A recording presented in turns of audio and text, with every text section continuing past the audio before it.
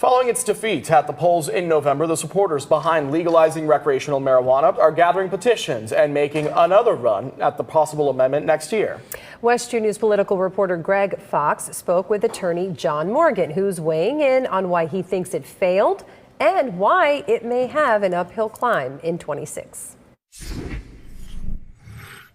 Once again, Florida voters will get the chance to approve or reject recreational marijuana.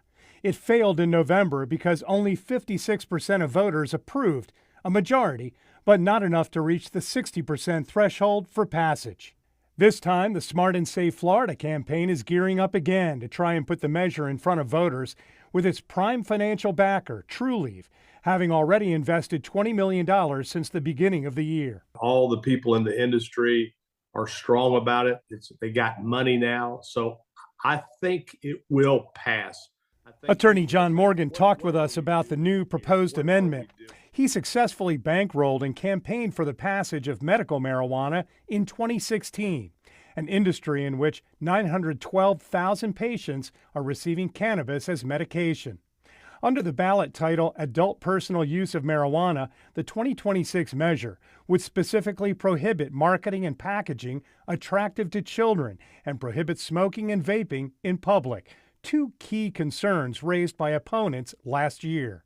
The biggest opponents were Republican Florida Governor Ron DeSantis through a committee run by his then Chief of Staff and current Attorney General James Uthmeier, who is now facing tough questions about how he obtained some of those funds to fight the cannabis measure. The committee run by Uthmeier, Keep Florida Clean, received $5.7 million from Save Our Society from Drugs, an arm of Drug Free America Foundation, and $4.8 million from Secure Florida's Future, backed by the Florida Chamber of Commerce.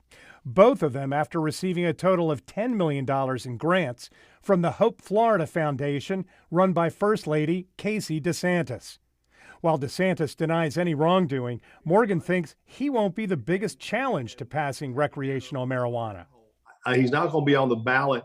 The bad side for it is, what I learned is you have your best chances during presidential years, election years.